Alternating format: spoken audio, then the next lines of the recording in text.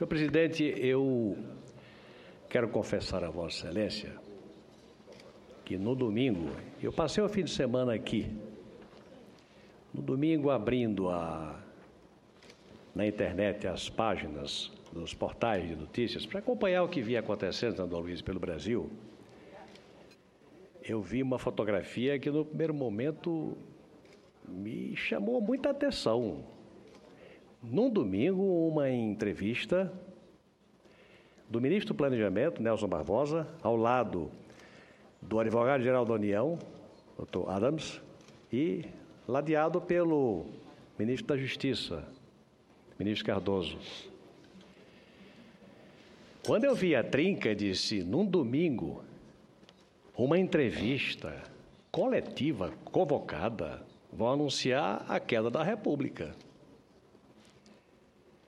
Percebi claramente, presidente, você interromper o descanso do domingo para uma entrevista coletiva, só uma força superior. E eu entendi que eles estavam ali por determinação de Sua Excelência, a Presidente da República. E estavam ali para um prosaico comunicado. Estranhíssimo comunicado. De que iam alegar suspeição do ministro Nardes. Eu quase caio de costas. Pelo fato do ministro Nardes ter antecipado ou ter qualificado o voto que ia dar. Senador Aloysio, eu de manhã, eu me lembrava que no dia 1º de setembro, eu não sabia exatamente quando foi, mas sabia que tinha sido muito recentemente, na Comissão de Assuntos Econômicos, tinha ocorrido uma audiência pública para funcionários graduados da alta burocracia do Tribunal de Contas da União debater o assunto das pedaladas. Pedalada é apenas o símbolo dos desmandos nas contas públicas operadas pela presidente Dilma Rousseff no exercício passado. Como o relatório foi apresentado, pediram vistas e abriu-se um espaço de tempo para ver o contraditório, ocorreu essa audiência pública para que os fatos que vêm sendo conhecidos desde a relatoria do ministro Zé Múcio, e não houve grandes mudanças, é mais ou menos uma repetição dos mesmos fatos, com esclarecimentos que o Tribunal de Contas da União, cavalheirescamente, do ponto de vista da norma vigente, vem possibilitando ao governo da República. Ocorreu nesse interstício, nesse interregno, uma audiência pública. Estavam presentes na audiência pública, eu recuperei, senador Ataídes, os presentes para poder contextualizar aquele prosaico pedido de suspeição para o ministro Nardes. Porque o que foi dito na audiência pública é muito mais do que aquilo que dizem que o ministro Nardes teria adiantado, que não adiantou, ele não adiantou voto nenhum. Quem estava lá? Dr. Júlio Marcelo de Oliveira, procurador do Ministério Público junto ao Tribunal de Contas da União. Dr. Leonardo Rodrigues Albernaz, secretário de Macroavaliação Governamental do Tribunal de Contas da União, representando o presidente Haroldo Cedrais. E o Dr. Tiago Alves de Gouveia Lins Dutra, secretário de Controle Externo da Fazenda Nacional, Tribunal de Contas da União, também aqui representando o presidente Haroldo Cedrais do TCU. Essas pessoas qualificadas se manifestaram e, de forma muito clara, colocaram o pensamento à luz dos fatos de que tinha culpa no cartório, sim. Elencaram 4 pontos e disseram por que é que as coisas estavam erradas. Desde aquela época, ninguém contestou, nem ninguém apareceu com a alegação de que aqueles 3 altos funcionários estavam agredindo ou fazendo juízo de valor com relação à questão, repito, das pedaladas, que a coisa é muito mais do que pedaladas. Agora, o ministro Nardes apresenta o seu voto. Senador Aloysio Nunes, Vossa Excelência sabe, tanto quanto eu, até mais do que eu, porque foi chefe da Casa Civil de Presidente da República, foi ministro da Justiça, eu nunca fui ministro. Vossa Excelência sabe que um relator do Tribunal de Contas da União não apresenta relatório feito por ele. Ele não redige voto. Se há uma coisa moderna nesse país, nos tribunais de contas dos estados, no meu caso, do Rio Grande do Norte, existe a imagem e semelhança do TCU. Existe uma burocracia estável, concursada, que só tem compromisso com a lei e com a norma e com mais nada. E que é quem elabora esses pareceres.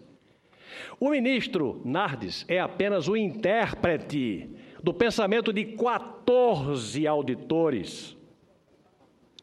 1, 2, 3, 4, 5, 10, 11, 12, 13, 14, que por unanimidade assinaram o voto. Será que esses 14 auditores teriam indisposição com o governo?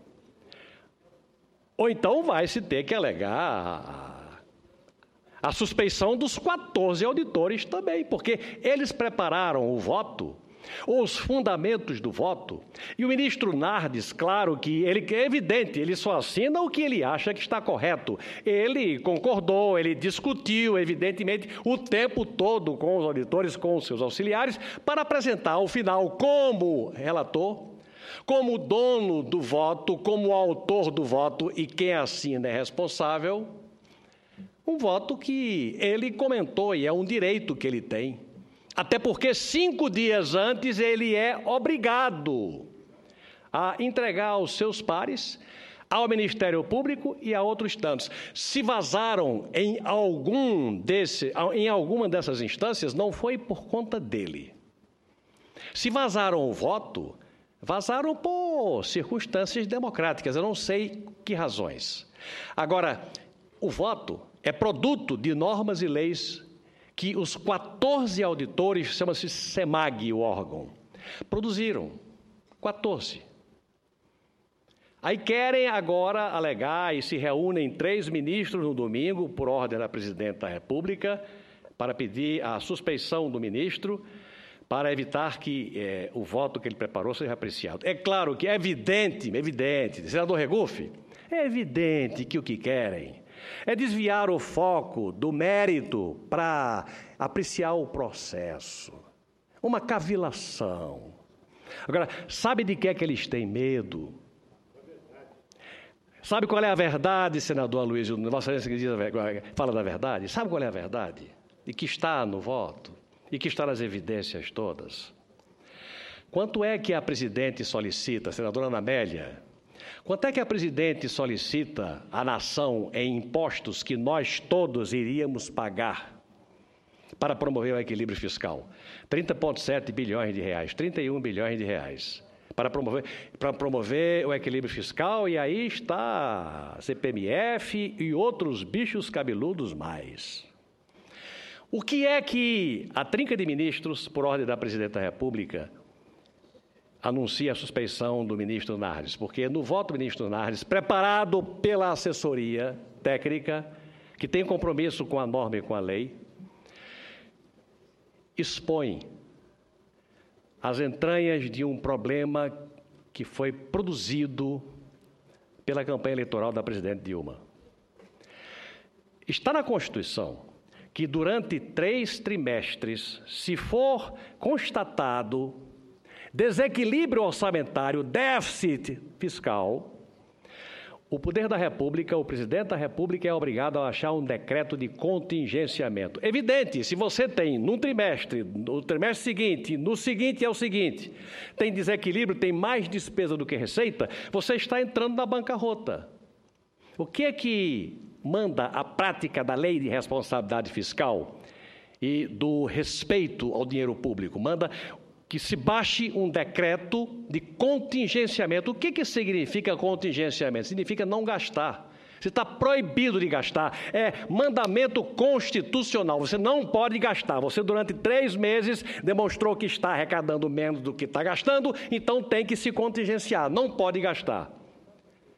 Constatou-se 28 bilhões nesses 3 trimestres. 28 bilhões de déficit. A presidente da República baixou o decreto de contingenciamento? Coisa nenhuma. De quem era a obrigação de baixar? A obrigação constitucional.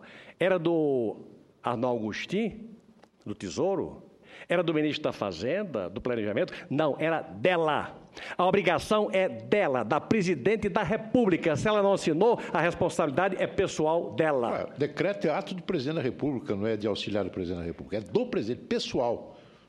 Diz Vossa Excelência com conhecimento de causa muito maior do que o meu. 28 bilhões, portanto, de não contingenciamento que ela fez, para quê? Para gastar, para fazer graça para alguém? Não, para ganhar eleição. Para ganhar eleição. E depois disso, ela cumpriu a LRF? Não. Também esses números estão constatados no relatório do TCU. Gastou 10 bilhões sem autorização do Congresso da República. Senador Regufe, 28 de não contingenciamento e mais 10 sem autorização do Congresso Nacional gasto. Eu já fui governador.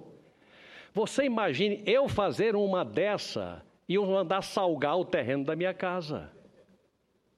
E não vai acontecer nada com a presidente, é preciso que os ministros se reúnam no domingo para dizer que o relator dessas coisas todas tem que ser decretado ou considerado suspeito, porque ele está diante desses fatos mostrando a verdade? Porque o resumo da ópera, senadora Thaís, senadora Ana Amélia, o resumo da ópera, senador Davi Alcolumbre, o resumo da ópera é que aquilo que a presidente está para promover o equilíbrio fiscal, querendo buscar no bolso dos brasileiros, os impostos de 31 bilhões de reais, esse é o número que colocam, equivale exatamente aos 28 bilhões que ela não contingenciou, mais 10 que ela sacou sem autorização. O custo da eleição dela, do embuste, da fraude, está demonstrado em números. E é exatamente isso que ela não quer. Ela não quer ver traduzida em números. Eu só encontro essa explicação. Porque querer dizer que o ministro Nardes está suspeito por apresentar um relatório que foi discutido até em audiência pública no Senado, todos os fatos que estão comentados aí foram comentados um mês antes por altas figuras da burocracia que vieram aqui e foram arguídos por diversos senadores presentes. O senador Tasso, Cristóvão Buarque, Assi Gurgás, José Pimentel, estavam todos na audiência pública e tomaram conhecimento daqueles fatos que o ministro Nardes deve incluir no relatório preparado pelos 14 auditores e que ele legitima com a autoridade de ministro relator. Vamos com prazer o senador Aloysio Nunes. Se me permite, senador Agripino, estes fatos já haviam sido descritos pelo ministro Nardes na sessão do Tribunal de Contas da União, em que ele apresentou o seu relatório e que sessão essa que foi interrompida para que, antes do julgamento, antes da decisão, o governo apresentasse as suas razões. Aliás, nem seria necessário isto, porque, sendo o julgamento, a decisão do Tribunal de Contas, uma decisão administrativa, a rigor não caberia o contraditório. Mas o Tribunal de Contas deu um prazo de 60 dias para que a presidente da República apresentasse as suas razões. E o que apresentaram para justificar esse descalabro é uma coisa lamentável. Disseram o seguinte: olha, ela fez porque outros fizeram. Essa é a justificativa pobre, paupérrima, miserável que o governo da presidente Dilma encontrou a título de defesa contra fatos absolutamente indefensáveis. Agradeço a Vossa Excelência. Senador Aloysio, Vossa Excelência tocou exatamente no ponto. Ela foge do mérito da questão. São 4 pontos que são avaliados no relatório. O ponto a que Vossa Excelência se referiu com a desculpa do governo, é de que outros fizeram coisa semelhante, outras esferas governamentais fizeram, refere-se às pedaladas. Vossa Excelência percebeu que na minha fala eu não toquei hora nenhuma no valor das pedaladas? Hora nenhuma. Foram 40 bilhões. Eu falei nos 28 mais 10, 38. Eu não falei hora nenhuma nos 40 bilhões das pedaladas. As pedaladas que significam você lançar mão contra o que diz a lei, de empréstimos ou de antecipações de receita de bancos governamentais para fazer face a despesas que deveriam estar previstas no orçamento e que fugiram a isso. Todo o problema é de mérito, é de marketing. Eles querem fugir do debate que inevitavelmente vai ter que ocorrer, de que nada de pedalada. A condenação não vem por pedalada, a condenação vem, fundamentalmente, pelo assinte, pela agressão à Lei de Responsabilidade Fiscal e à Constituição da República. O maior dos dolos está aí, tem nada de pedalada, é um acréscimo ao pecado cometido. É um acréscimo.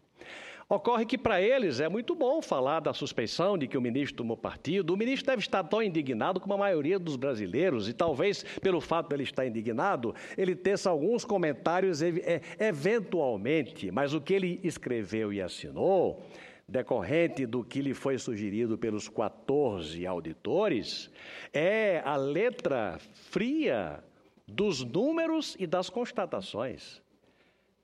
Das constatações, vão ocorrer muitas evidências. Primeiro de tudo, que a condenação, se vier, não é a condenação que não seja da Presidente da República, porque foi ela quem não cumpriu o que a Constituição manda, que é baixar o decreto de apropriação, que ela tinha obrigação. E foi ela quem sacou 10 bilhões sem provisão ou sem autorização legislativa. Então, desmandos de governo existiram, mas desmandos pessoais da Presidente estão incluídos e incluídos severamente. Eu me vejo na obrigação, senador Paulo Paim, de trazer esses elementos, tendo em vista o inusitado encontro ocorrido no domingo dos 3 ministros e daquilo que eu julgo uma injustiça com o ministro Nardes, que é um ministro do Tribunal de Contas da União, que está procurando cumprir o seu dever, a sua obrigação, e que pode ser enxovalhado, ele pode ser entregue ao pelourinho por coisas que ele não fez. Pelo contrário, ele está procurando zelar pelo interesse público do Brasil. Então, eu quero aqui trazer estas explicações e deixar muito claro que a última palavra sobre este assunto vai ser dada pelo Congresso Nacional. O que o Congresso vai fazer? Vai votar.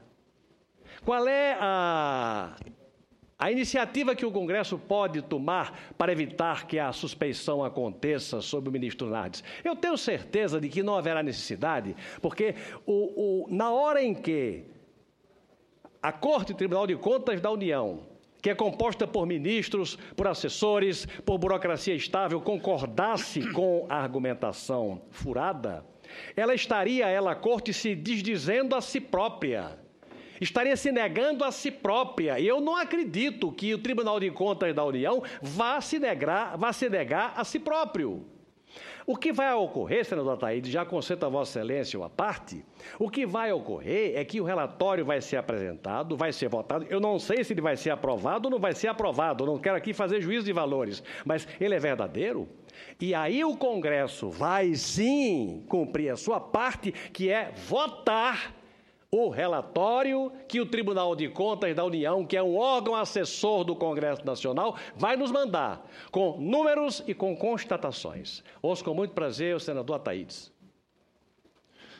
Senadora José Agripino, Vossa Excelência, como sempre, traz nessa tarde de segunda-feira esse assunto tão delicado que, mais uma vez, esse governo desastroso traz à tona em nosso país. As vossas explicações, senador José Agripino, será de extrema valia ao nosso povo. Vossa Excelência descreveu com muita sabedoria e com muitas minúcias, nesse tão pequeno espaço de tempo, como é o funcionamento do Tribunal de Contas da União. Importantíssimo para o nosso povo ter essa informação. Vossa Excelência falou sobre essa audiência pública realizada sobre esse tema, que, na verdade, eu nem tinha conhecimento. Ou seja, este assunto foi discutido publicamente. E nada se falou. A presidente Dilma, com a AGU, está há mais de 6 meses a fazer a sua defesa. O tempo não tinha sido suficiente, pediu 30 dias, depois pediu mais 15 dias, depois pediu mais 15 dias, e está aí hoje mais 30 dias. Ou seja, o que o governo tem que fazer é a sua defesa, como já fora feita, e não usar de subterfúgios, usando o poder da caneta, que é peculiar a este governo, tentando intimidar, não o ministro Nardes, porque o ministro Nardes foi, por longa data, presidente do Tribunal de Contas da União. Isso é muito importante que se diga. Não é um ministro, com todo respeito aos demais ministros, que acabara de chegar naquela corte. Um ex-presidente da casa. E eu vejo, com muita tristeza, senador Agrippino, e com muita decepção, essa manobra espúria de querer se defender de fatos que não tem como se defender, porque contra os fatos não há argumentos. Agora, como Vossa Excelência bem disse, o tribunal é um órgão assessor externo de fiscalização do Congresso Nacional. E aí eu espero que o nosso presidente Renan Calheiros faça alguma coisa neste sentido, para que esta argumentação do governo de colocar em suspeição o relatório do ministro Nardes não venha acontecer, para que não seja procrastinado mais uma vez este julgamento. Muito obrigado, senador José Agrippino. Obrigado, senador Ataídes, pelas considerações que Vossa Excelência faz e que enriquece meu pronunciamento. Me resta agradecer, senhor presidente, aliás, senhora presidente, o tempo que me é destinado para esse posicionamento que faço em nome do meu partido e do Congresso Nacional, ao qual eu, com muito orgulho, pertenço.